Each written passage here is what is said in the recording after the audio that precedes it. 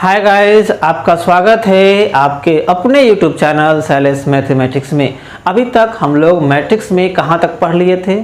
दो मैट्रिक्स का सम निकालना सीख लिए थे, दो मैट्रिक्स का प्रोडक्ट निकालना सीख लिए थे और मैट्रिक्स का ट्रांसपोज निकालना भी सीख लिए थे। और इसके साथ साथ इससे रिलेटेड एनसीईआरटी का आपने एक्सरसाइज भी कंप्लीट कर लिया था। हमने हर एक्सरसाइज का 3.1, 3.2 और 3.3 का अलग अलग वीडियो बना के अपलोड कर दिया था। आप उसको जरूर देखे होंगे और जरूर लाभ उठाए होंगे। अब हम इस कड़ी को आगे बढ़ाते हैं। आज हमारा टॉपिक है एडजॉइंट ऑफ मैट्रिक्स और फिर इसके बाद इन्वर्स ऑफ मैट्रिक्स पढ़ेंगे। अब सवाल है कि एडजॉइंट ऑफ मैट्रिक्स होता क्या है। बहुत ही सिंपल सा टर्म है, थोड़ा सा प्रोसेस लंबा होता है। आपको यहाँ ध्यान से कंसंट्रेट होकर इसको समझना है। सपोज कीजिए यहाँ पर हम ए नाम का एक मैट्रिक्स लिख रहे हैं, एक स्क्वायर मैट्रिक्स 3 ऑर्डर का A1 B1 C1 A2 B2 C2 A3 B3 C3। क्या है जी?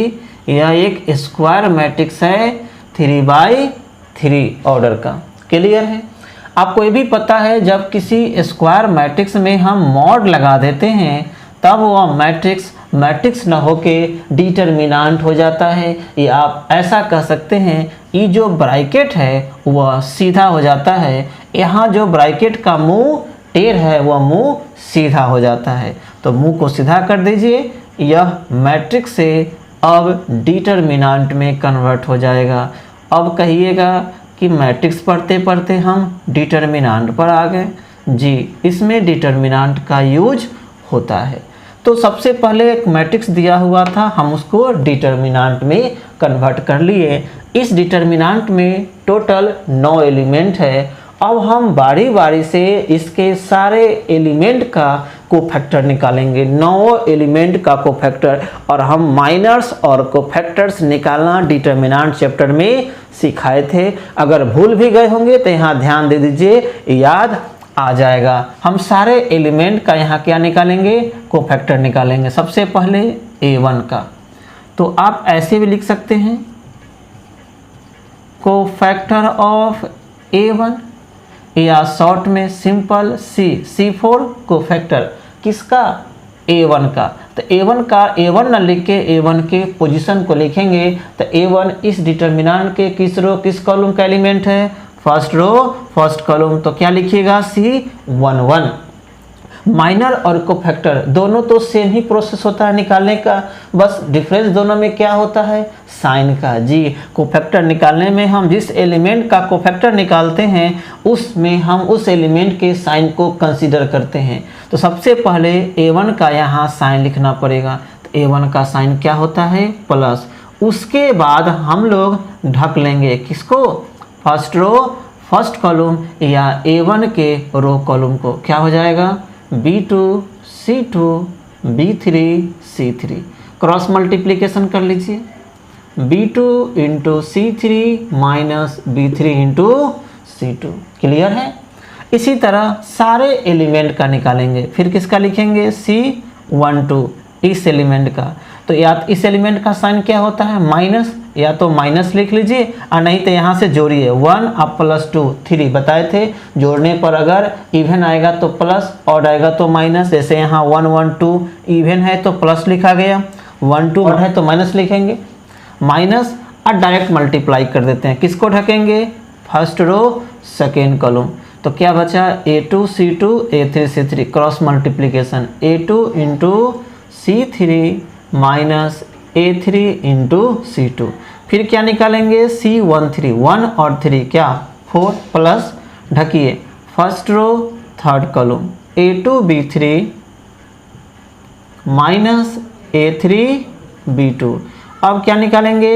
C21 2 और 1 3 और है minus second row first column B1 C3 minus B3 C1।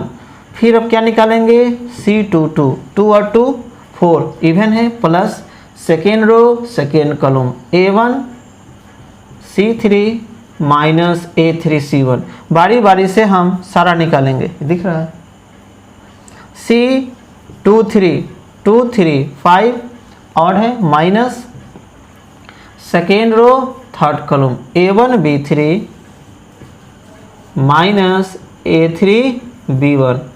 इसी तरह अब क्या निकालेंगे C31 3 अब प्लस 1 4 क्या है इवन है, plus third row first column निकाल लिए, क्या आ गया B1C2 माइनस B2C1। फिर निकालेंगे C32 3 और 2 5 और है minus third row second column A1C2 minus A2C1 and last C33 6 plus है थर्ड रो थर्ड कॉलम क्या बचा A1B2 minus A2B1।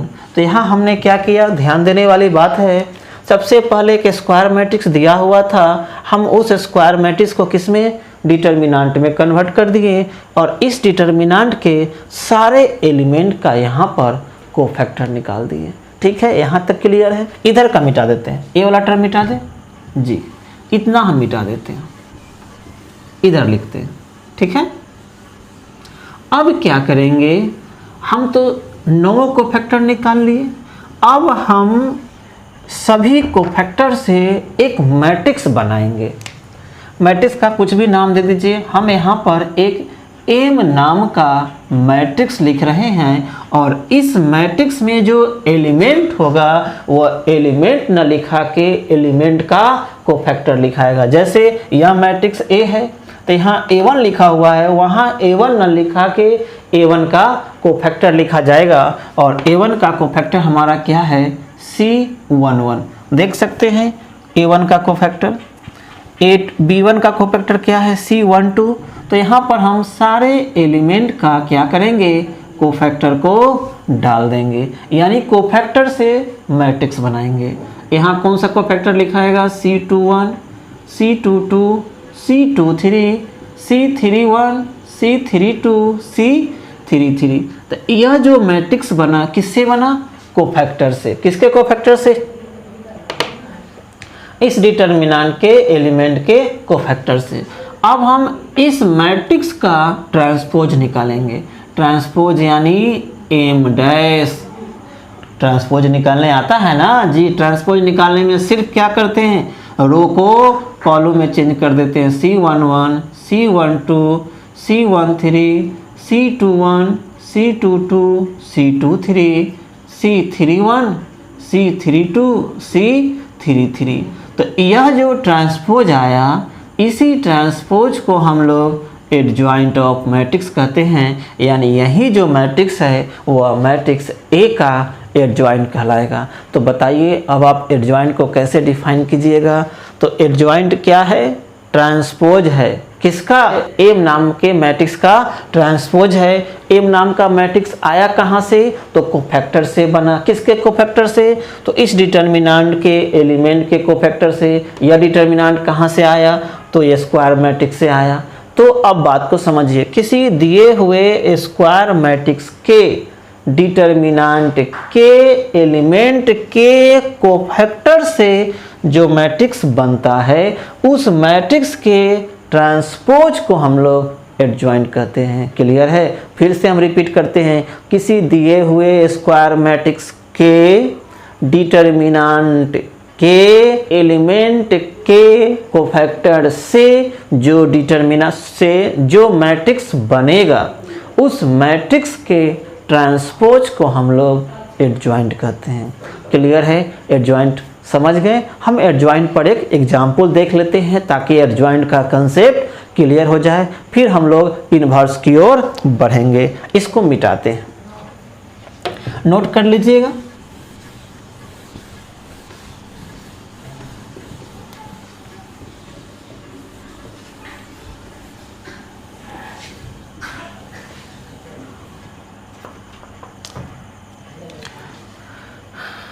For example,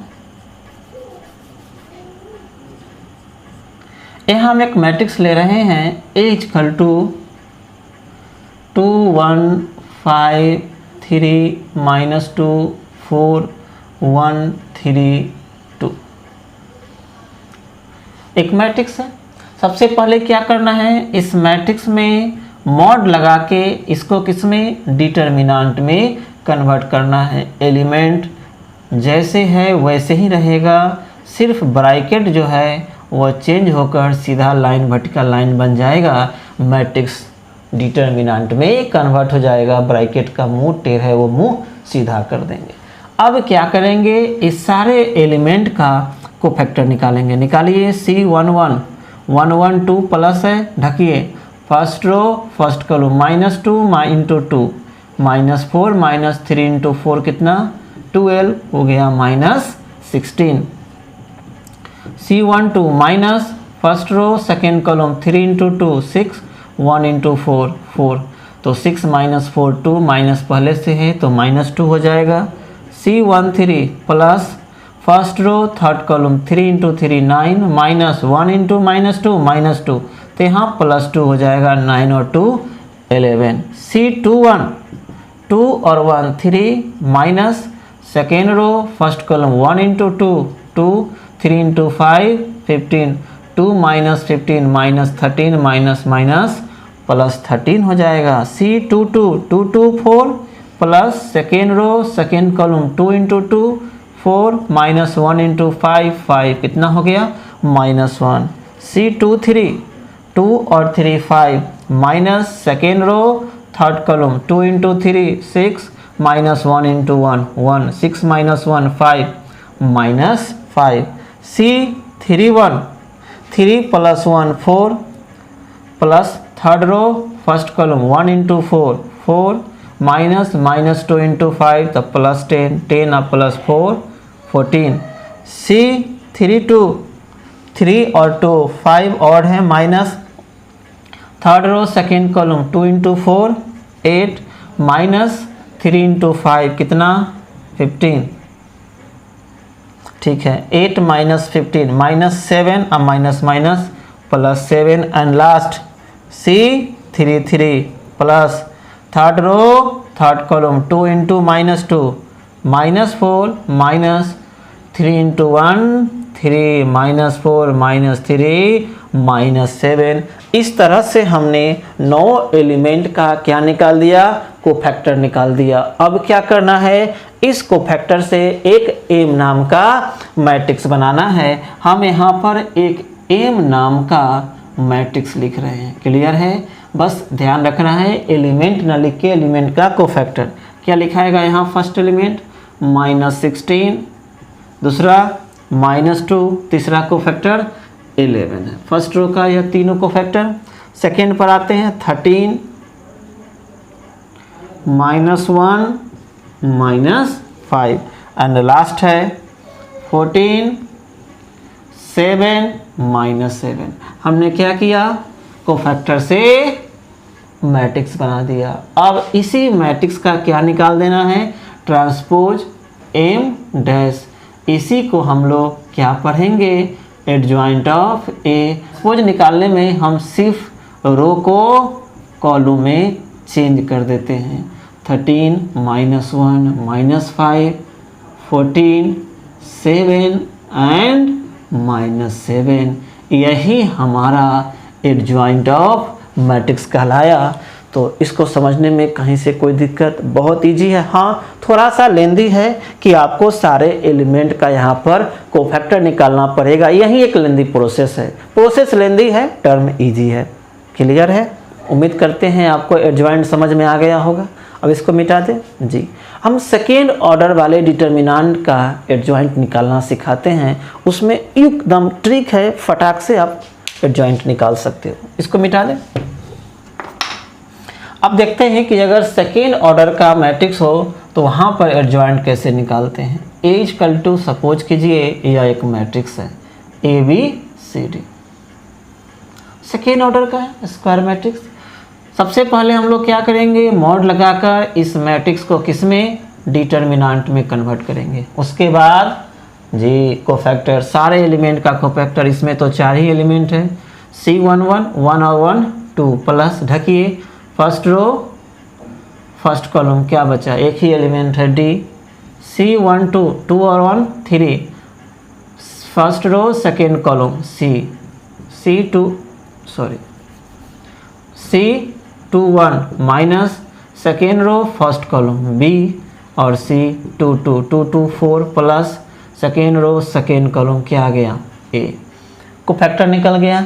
अब क्या करेंगे, कोफैक्टर से जो मैट्रिक्स बनेगा हम उसको M से डिनोट करते हैं, आप किसी और मैट्रिक्स से भी डिनोट कर सकते हैं, उससे कोई फर्क नहीं पड़ता है। लिखिए cofactor D minus C minus B A। अब क्या कीजिएगा, एडजॉइंट निकालने में हम M का ट्रांसपोज करेंगे, यानी एडजॉइंट ऑफ A यानी M dash transpose of M। Transpose निकालने में सिर्फ रो को कॉलम में चेंज कर दिया जाता है, यही आपका एडजॉइंट हो गया। तो अब यहाँ देखिए दिए हुए मैट्रिक्स में और एडजॉइंट में क्या फ़र्क पड़ा।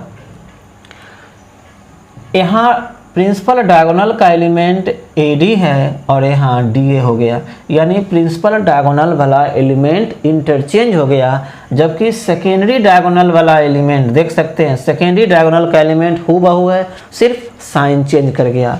तो अगर सेकेंड ऑर्डर का स्क्वायर मैट्रिक्स हो तो एडजॉइंट निकालने में क्या करेंगे, देखिए मान लीजिए यह स्क्वायर मैट्रिक्स है सेकेंड ऑर्डर का, जब इसका एडजॉइंट लिखेंगे तो कुछ नहीं करना है, प्रिंसिपल डायगोनल के एलिमेंट को इंटरचेंज, यानी एक जगह पर D और D की जगह पर A कर देंगे और सेकेंडरी वाला का सिर्फ साइन, या प्लस B तो माइनस B, प्लस C तो माइनस C, और यहाँ पर क्या हो जाएगा आपका A हो जाएगा।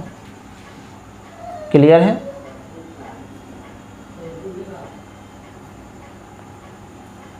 क्लियर है?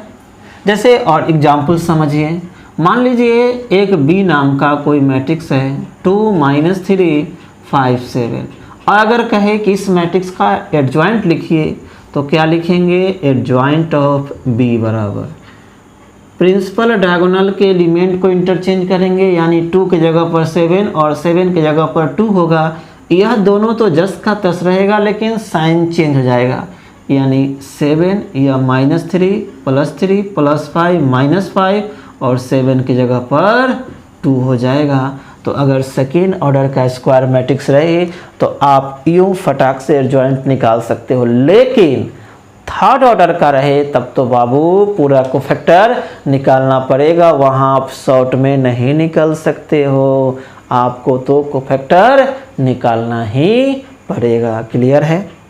एडजॉइंट समझ गए?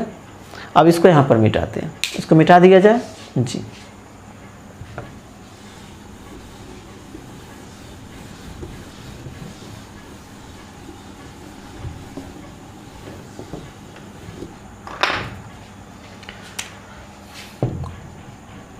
नोट, आपको यहाँ पर एक बात ध्यान रखना है, एडजॉइंट का प्रॉपर्टी होता है किसी भी मैट्रिक्स में अगर हम उसी के एडजॉइंट से मल्टीप्लाई कर दें, A into adjoint of A equal to होता है mod A इंटू I।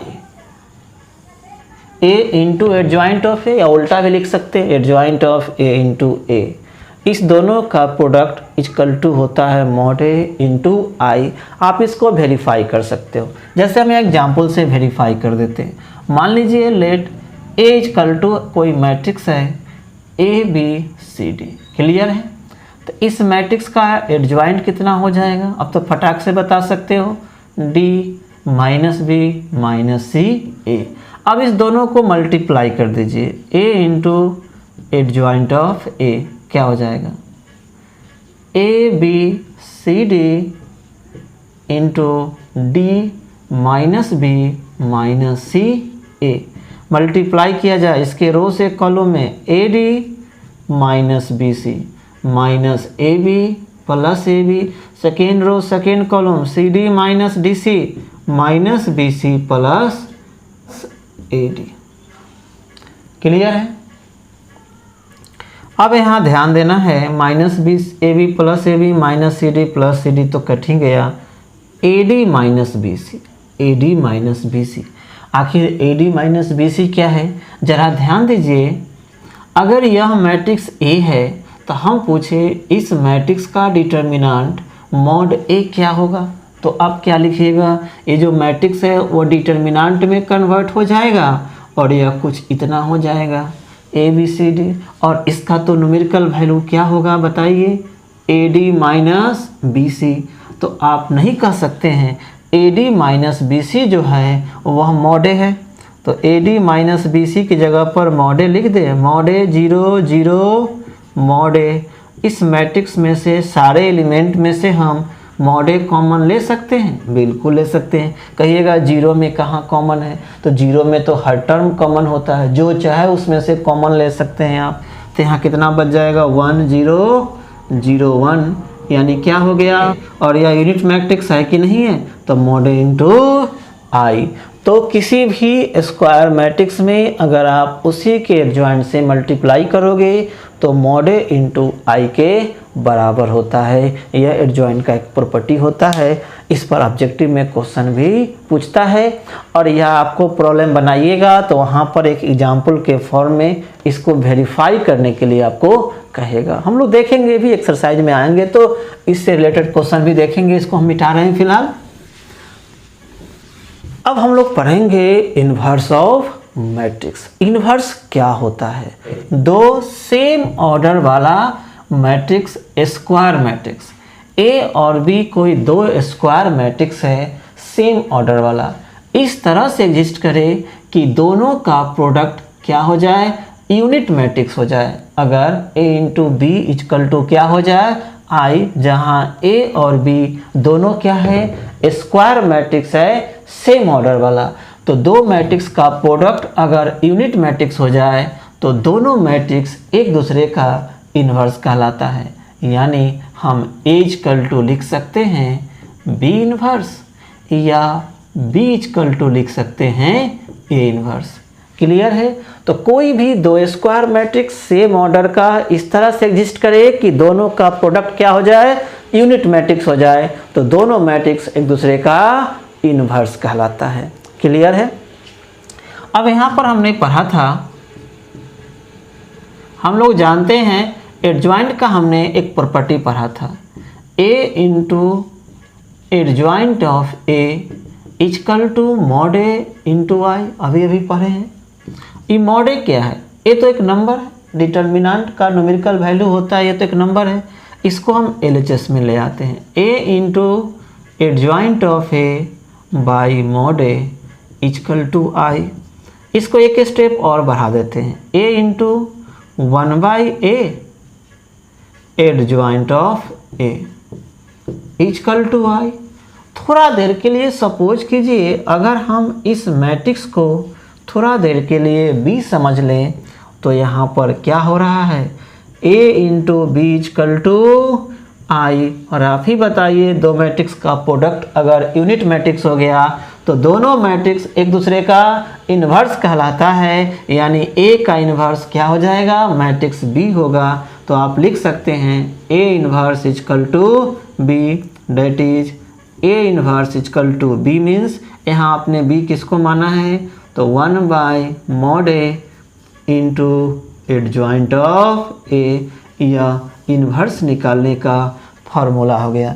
ज़रा इस फार्मूला को आप थोड़ा ध्यान दीजिए, फोकस कीजिए। 1 by mod A into adjoint of A.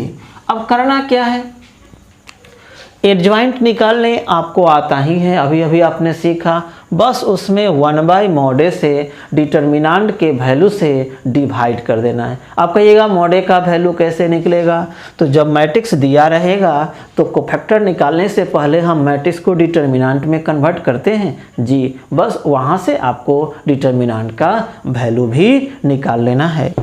अब यहाँ बात को समझा जाए, एक एग्जाम्पल हम लोग देख लेते हैं। एग्जाम्पल सपोज कीजिए ए इक्वल टू कोई मैट्रिक्स है 2 1 3 5 और बोलता है इस मैट्रिक्स का इन्वर्स निकालिए।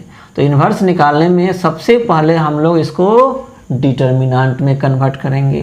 2 1 3 5, इस डिटर्मिनेंट का वैल्यू 2 इंटू 5 10, अब -3 × 1 3, यानी कितना आ गया 7 आ गया। यही ना मॉडे है। अब एडजॉइंट निकालिए। एडजॉइंट सेकेंड ऑर्डर का मैट्रिक्स है। एडजॉइंट तो आप फटाक से निकाल सकते हो बिना कोफैक्टर निकाले हुए। हम लोग क्या करते हैं, प्रिंसिपल डायगोनल के एलिमेंट को इंटरचेंज करते हैं। कर दीजिए 5 -1 -3 2, यह हमारा एडजॉइंट हो गया। अब अभी हमने फार्मूला पढ़ा है, हम लोग जानते हैं जी, क्या जानते हैं, A inverse equal to 1/mod A into adjoint of A। तो 1/mod A का वैल्यू कितना आया है 7, इंटू एडजॉइंट क्या है आपका, एडजॉइंट मैट्रिक्स यही ना है। तो आप क्या कर सकते हैं, सारे एलिमेंट में आप 7 से डिवाइड कर दीजिए। 5/7 -1/7 -3/7 2/7, यही आपका इन्वर्स हो गया। तो देख सकते हैं इन्वर्स निकालने में काम तो एडजॉइंट वाला ही करना है, बस एडिशनल आपको क्या करना है, मॉडे से एडजॉइंट में डिवाइड कर देना है। तो हमारा एडजॉइंट एंड इन्वर्स चैप्टर यहीं पर ख़त्म होता है। और एडजॉइंट और इन्वर्स से रिलेटेड एक एक्सरसाइज है एनसीईआरटी में, एक्सरसाइज 4.5, यही हमारा HW रहा। तो आप इस एक्सरसाइज को कंप्लीट कर लीजिएगा, बहुत ही ईजी है। हमको नहीं लगता कि इसमें कोई क्वेश्चन आपको डाउट भी होगा। तो फिर हम नेक्स्ट वीडियो में इसका सॉल्यूशन लेकर आएंगे, तब तक आप इसको बनाइए और बना कर रखिए, कल आप इसको मैच कीजिएगा। और अगर यह वीडियो आपको अच्छा लगा होगा या आपके नॉलेज को बढ़ाने का थोड़ा भी प्रयास किया होगा तो आप लाइक ज़रूर कीजिएगा और कमेंट्स भी कीजिएगा। अगर आपका कोई सुझाव हो तो आप कमेंट्स में ज़रूर लिखिएगा। तब तक के लिए धन्यवाद।